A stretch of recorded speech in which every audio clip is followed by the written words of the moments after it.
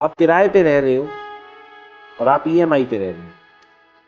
अब मैं जो बोलने वाला हूँ शायद बहुत सारी ऑडियंस पसंद ना करे मेरी बात को, लेकिन मैं बहुत हकीकत से अवगत करा रहा हूँ लोगों को। ए पर्सन ने किराए पे लिया, बी पर्सन ने ईएमआई पे लिया। ए पर्सन की किसी वजह से डेथ हो गई, तो इसकी वाइफ को अब सारी जिंदगी ये मलाल रहेगा कि मैं बच्चों के लिए भी कमाऊं और किराए के लिए भी कमाऊं। You are getting my point? तो आप अपनी वाइफ और बच्चों के लिए बहुत बड़ी लायबिलिटी छोड़ के जा रहे हैं।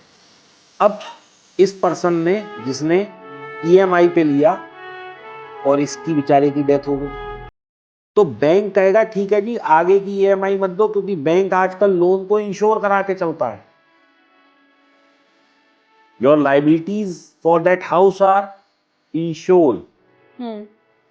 तो जब तक आप जिंदा हैं आप ईएमआई दे रहे हैं, नहीं दे रहे तो आपकी वाइफ का हो गया खत्म बात। कुछ पैसा देना पड़ेगा लेकिन वो निपट जाएगा। तो वो ईएमआई का बर्डन, रेंट का बर्डन नहीं है ना। अब the wife and the family will only have a problem of how to do the day to day expense. तो अगर मान लीजिए वाइफ उसकी, ये आदमी 1-2 लाख कमाता था और वाइफ उसकी हाउस वाइफ ही थी, ठीक है वो 25-50 हजार कमा कुछ करके कर सकती है, लेकिन अगर उसके ऊपर किराए का भी बर्डन है तो उसे भी 1-1.5 लाख कमाना है, वो कहाँ से कमाएगी? तो आप क्या लायबिलिटी है और क्या उसके प्रोज एंड कॉन्स हैं उसको गेज करिए।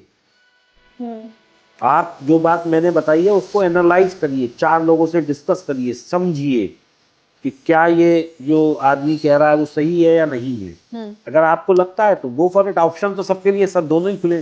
देखिए मेरे कहने से कोई आदमी सीख सकता है, करेगा नहीं, करेगा वो अपनी समझ से।